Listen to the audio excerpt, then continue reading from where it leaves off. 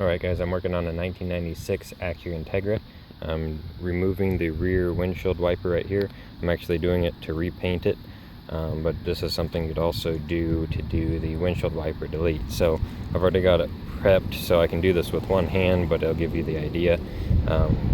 Flathead screwdriver underneath this little plastic cup to pry it up gently. If you get too far underneath it, it's really just a little tab right here at the tip, and it'll pop up like that. You can see those two, you're gonna have to kind of rock it back and lift it out that way. It's a plastic piece, so be careful not to break it. And then you arrive here.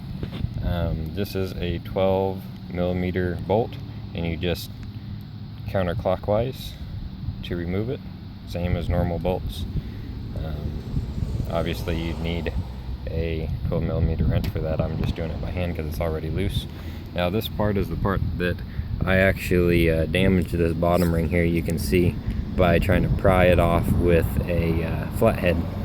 Well, you can use that flathead, you don't have to push too hard, but what I did was, since this is just sitting on a spline now, I thought that there might be another way of connecting it, that I had to go underneath to remove it, but at this point you should be able to pull it straight up because of the splines to remove it. It might be a little bit stuck, especially if yours has been on as long as mine has without being removed, but you should bend this up here to remove this.